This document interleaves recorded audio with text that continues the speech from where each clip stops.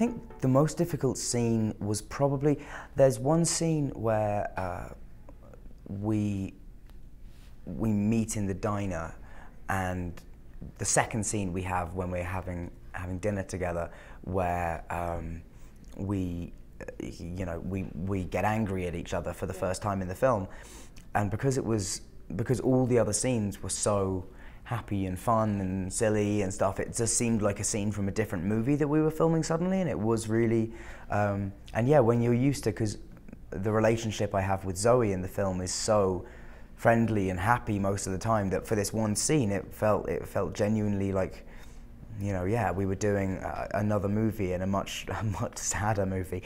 But it was, so yeah, that was probably the hardest scene to film, just because our characters aren't used to being angry at each other, and so for that one scene we were. But it was also the great thing about being an actor is that when your job gets harder, it also gets more fun, because you know those are the challenges that you do it for and you get into the job for. So yeah, it was definitely, that was probably the hardest, but it was good fun.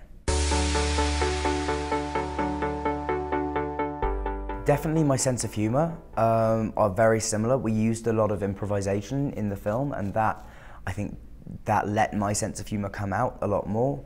I think we are quite similar in some ways, but I also think, I mean, Wallace spends almost a year in this film wondering and agonising over whether his friend loves him the way he loves her.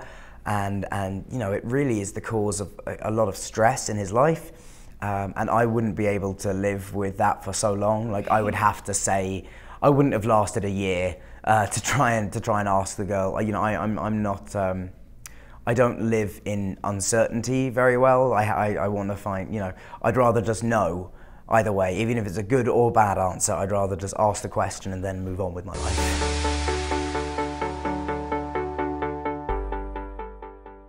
I have. I think most people, men and women, have been in a situation where when you spend enough time with your friend who's of the opposite sex, you kind of start to go, well, am I in love with them? Is this what love is, or are we just really good friends?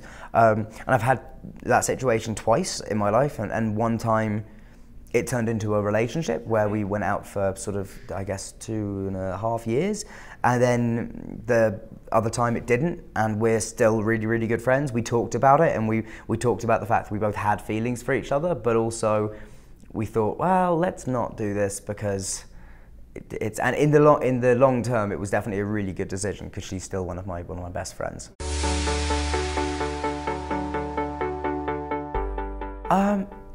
Really, just talking. As long as you're in a relationship where you can say to somebody that you have worries or fears or insecurities about the relationship or anything like that, without it being a heavy conversation or without it being too dramatic a conversation, that's I think always key, because you need to. All relationships will have problems and ups and downs, and you really have to just be able to talk about those is a gift.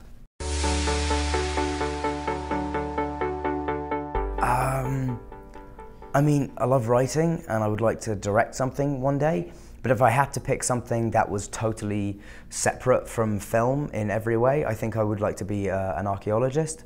Okay. Just because I've always loved, most of what I watch on TV is programs about ancient Egypt and every ancient civilization you can possibly have. I just find it fascinating, and the idea of spending 10 hours a day digging up bits of bone and vases and ancient stuff, that sounds like a lot of fun.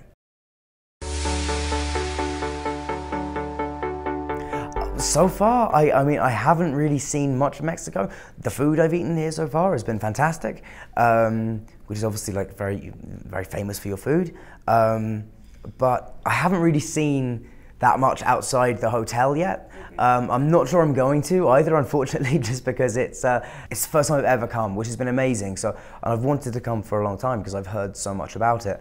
and the reception we've been given has just been amazing. You know, I don't know if you saw any of the stuff at the airport yesterday, but it was very, like, when we arrived, I didn't expect like that kind of excitement and sort of fever about it. But it's great, you know. So far the thing I've enjoyed most about Mexico is the people and their genuine like excitement to have us here. It's really welcoming.